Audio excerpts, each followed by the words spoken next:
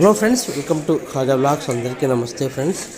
ఈరోజు మన ఖమ్మం మిర్చి మార్కెట్లో జరిగినటువంటి ఏసీ మిర్చి యొక్క జెండాపాట చూసుకున్నట్లయితే 15,500 రూపాయలు అయితే రావడం జరిగింది ఫ్రెండ్స్.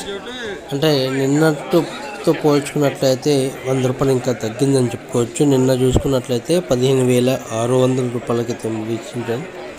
ఈరోజు 15,500కే ముగించడం జరిగింది ఫ్రెండ్స్. అంటే ఆ క్వాలిటీ బట్టి ఇక రేట్ అనేది వస్తుందన్నమాట.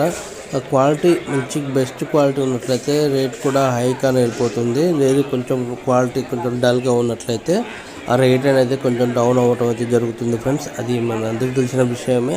అయితే ఇక్కడ జరిగిన విషయం ఏంటంటే, ఏదైతే జెండాపాట జరుగుతుందో, ఎంతైతే రేట్ పలుకుతుందో అది కంపల్సరీ ఆ రోజు మన పక్కనే రైతు ఉంటాడనమాట.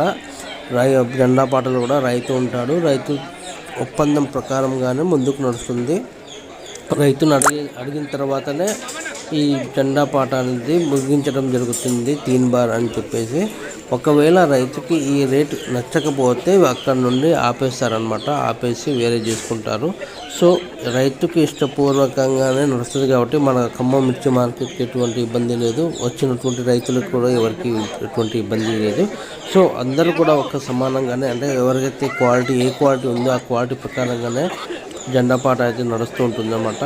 వెంటనే రైతు ఒప్పందం ప్రకారంగానే జెండాపాట కూడా ముగించడం జరుగుతుంది.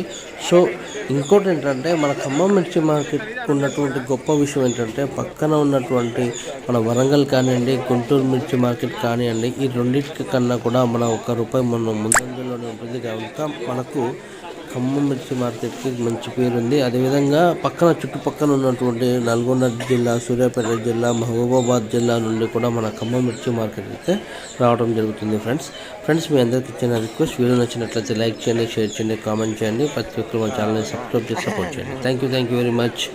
జై హింద్.